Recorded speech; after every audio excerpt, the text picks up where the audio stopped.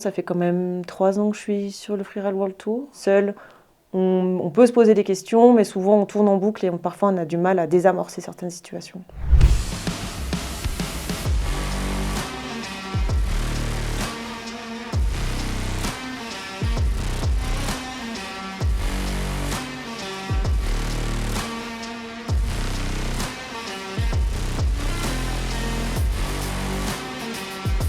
J'ai pensé que j'avais vraiment des progrès à faire et je me sentais un peu coincée ou dans certaines impasses. Ça me semblait intéressant de pouvoir aller creuser un peu cet aspect-là avec quelqu'un qui puisse m'accompagner. Quand je sens que j'arrive vers un mur ou une impasse ou quelque chose que j'ai du mal à vivre, j'arrive un peu mieux à trouver des moyens pour voir la situation d'une autre manière, pour l'envisager différemment. C'est une forme de développement personnel, tu peux que t'enrichir en faisant ça. Je suis content de faire cette vidéo avec toi, Estelle. Est-ce que tu veux bien te présenter? Oui, bonjour Nathan. Je m'appelle Estelle, j'ai bientôt 40 ans. Je suis une snowboardeuse, je pratique depuis 25 ans, je pense. J'ai toujours été autodidacte, dans le snowboard comme ailleurs. Et là, maintenant, ça fait quand même 3 ans que je suis sur le Free Real World Tour. J'ai fait quelques années de qualifier avant ça. Et voilà, maintenant, j'ai la chance d'être là. Ok. À quelques podiums aussi? J'ai fait quelques podiums. J'ai été quoi, deuxième à Kicking Horse, troisième au classement général la première année. Et voilà, j'attends le podium de cette année.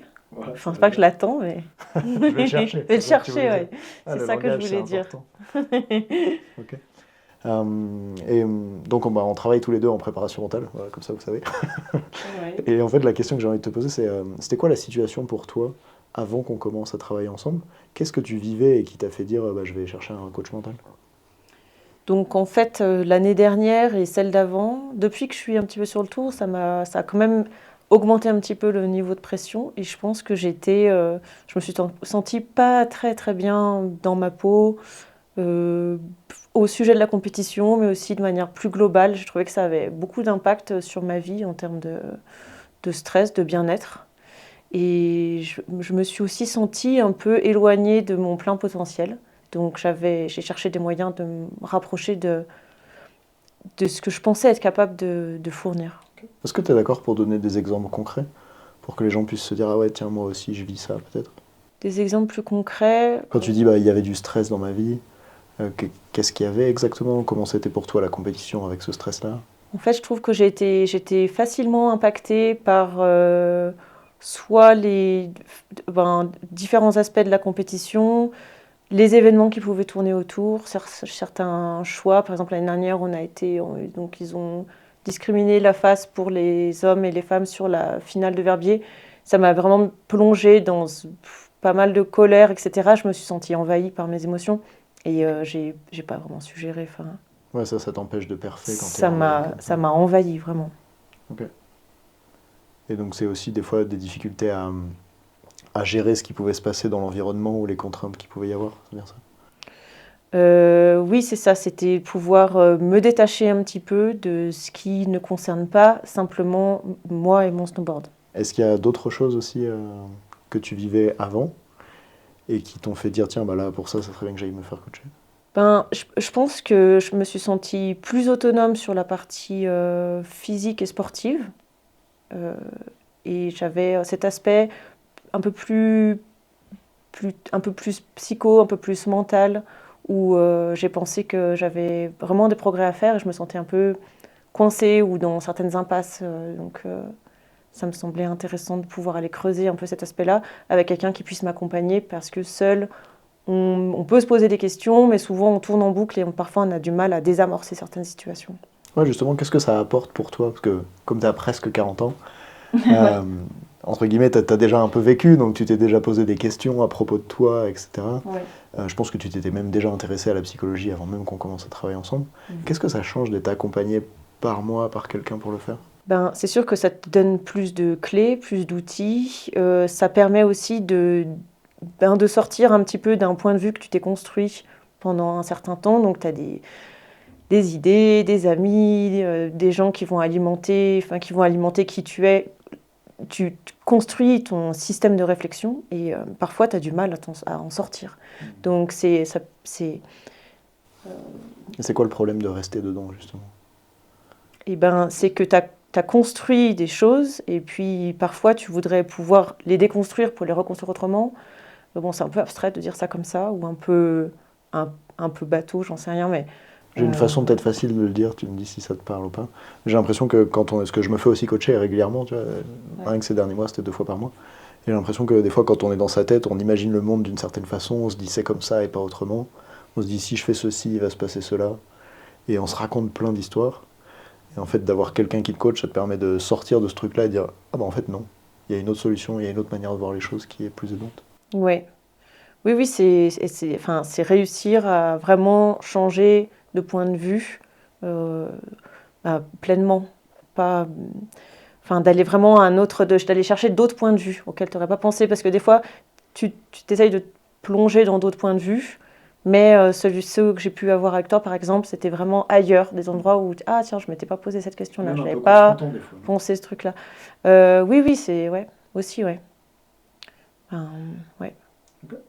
Et là, ça fait après tout assez peu de temps qu'on travaille ensemble, quelques mois. C'est la première saison sur le Frère World Tour qu'on partage tous les deux. Ouais. Alors que dans le cas de Oscar et Victor, par exemple, ça fait des années, donc c'est un peu différent au moment du témoignage. Ouais. Pour toi, qu'est-ce qui a déjà évolué ? Je pense que je me sens déjà un peu plus sereine. Et j'ai commencé à intégrer certains réflexes de contournement de la pensée évidente que j'aurais pu avoir avant. Enfin, où j'ai un raisonnement naturel, celui que j'ai construit depuis toute ma vie, qui va aller me conduire à penser une chose. Et qui des fois te limite un peu. Ouais. Et qui des fois limite un peu, ou disons va enfermer dans une boucle ou des trucs comme ça. Et quand je sens que j'arrive vers un mur ou une impasse ou quelque chose que j'ai du mal à vivre, j'arrive un peu mieux à trouver des moyens pour voir la situation d'une autre manière, pour l'envisager différemment, voilà, changer de point de vue et puis percevoir, accéder à une autre perception possible d'une situation. Et tu as dit que tu te sentais plus sereine, je pense que c'est un truc que plein d'athlètes ont envie de ressentir. C'est comment pour toi plus serein ? Est-ce que c'est au départ de la course ou bien est-ce que c'est, tu sais, des fois il y a des athlètes qui font des crises d'angoisse par exemple. C'est comment pour toi d'avoir plus de sérénité ? Qu'est-ce qui est différent ? Alors c'est plus serein, mais c'est pas maxi sérénité non plus encore. Ouais, ça va doucement quand même. Le changement, ça prend du temps. Donc là où je vois que je suis un peu plus sereine, c'est que déjà je dors un petit peu mieux. Donc on a fait pas mal de travail autour du sommeil avec toi. Et je pense que ça, c'est un long chemin. C'est marrant d'ailleurs quand tu dis pas mal, parce que je pense qu'on a dû faire peut-être 3 ou 4 séances sur ce sujet-là. Oui, mais dans l'ensemble. Et sur une vie de 40 ans, finalement on peut se poser la question, est-ce que c'est pas mal ou est-ce que c'est juste un peu ? Oui. Ouais. Mais c'est vrai que dans l'ensemble de l'accompagnement, ça représente pas mal de l'accompagnement, c'est vrai ? C'est ça. Ça fait beaucoup au sein, enfin c'est une grosse proportion par rapport à l'accompagnement qu'on a fait jusqu'à présent, mais c'est sûr qu'à l'échelle d'une vie c'est rien du tout, et c'est pour ça que je pense que je commence à voir un petit peu des changements, et je suis hyper contente parce que j'ai bien conscience que ça peut, quand tu deviens un peu insomniaque ou tu as des problèmes comme ça, qui sont un des points sur lesquels moi la sérénité c'est compliqué à accéder pour l'endormissement ou des choses comme ça. C'est sûr que c'est un travail qui va forcément prendre du temps, mais je commence déjà à percevoir un peu des choses qui bougent, donc c'est plutôt encourageant. Aussi peut-être à voir que c'est possible que ça change. Et voir que c'est possible que je pense qu'il y a pas mal d'endroits où quand on s'est rencontrés, tu pouvais te dire tiens ça fait si longtemps que c'est comme ça que je me demande si ça pourra changer ou pas. Et là ça ouvre des possibilités de voir que les choses commencent à changer. Oui, et puis quand pendant plusieurs années tu as un comportement qui s'est installé, après tu l'anticipes, donc tu le renforces aussi, et ça, désamorcer des trucs comme ça, c'est pour moi un début qui est très intéressant. Bon, on verra par la suite en continuant ce que ça va donner avec comment t'as dit tout à l'heure, la médaille que tu vas aller chercher. Voilà, ouais. Je devrais dire. Et je sais qu'au moment où tu as démarré la préparation mentale, pour toi c'était financièrement un engagement important, ça prend aussi du temps, dans une vie où tu travaillais déjà beaucoup, etc. Qu'est-ce que tu dirais à quelqu'un qui est à haut niveau comme toi et qui hésite à faire de la préparation mentale ? Que c'est bon, faut pas hésiter, faut se lancer. Moi, j'ai eu du mal à faire le pas, mais je le regrette vraiment pas parce que c'est vrai que c'est une forme de développement personnel. Tu peux que t'enrichir en faisant ça. Ça peut que t'amener des choses bénéfiques pour ta vie dans l'ensemble, en fait. Donc, quelque chose qui est quand même nettement, qui va pour moi bien au-delà de simplement la compétition, le Freeride World Tour cette année ou des choses comme ça. Je pense que ce que j'apprends aujourd'hui, ce que je découvre avec toi, c'est vraiment, ça va m'enrichir pour la suite partout, en fait. Voilà, c'est plutôt un bénéfice qui est assez large. Merci, ça me fait plaisir que tu dises ça, parce que sur mon site, c'est écrit partout, entraîner l'humain derrière la machine.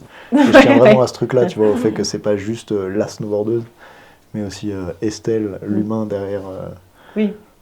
la rideuse. Et ça compte pour moi que tu vois ça, c'est trop cool. D'ailleurs, c'est un peu le moment où tu m'envoies des fleurs. Qu'est-ce que tu apprécies en particulier dans la collaboration qu'on a ensemble? Je pense que tous les prep mentaux, ils travaillent de manière assez différente. Et j'imagine pour les gens, c'est important de savoir, tiens, qu'est-ce que toi t'apprécies dans la manière dont on bosse ensemble? Parce que j'aime bien, c'est que tu peux rebondir à n'importe quel endroit, de n'importe quel sujet. Ah ouais. Donc ça, parce qu'en fait, on peut partir sur une idée en début de séance ou quelque chose comme ça, puis finalement, ça va partir dans un sens, puis après, on va revenir et partir ailleurs. Voilà, tu arrives à rebondir pour moi, pour l'instant, sur toutes les situations, enfin, sur tout ce dont on a pu parler ensemble. À chaque fois, c'était des rebonds vers des choses très facilement. Et puis, on va assez rapidement sur les choses qui sont pertinentes à creuser en rebondissant comme ça, en partant d'un endroit.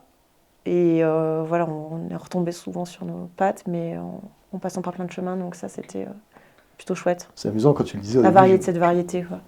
Je me disais que je devais être un bon charlatan dans les yeux des gens quand tu disais ça au début, parce que tu as dit, ah ouais, il y a un sujet, et puis après, on parle du sujet et ça s'arrête jamais.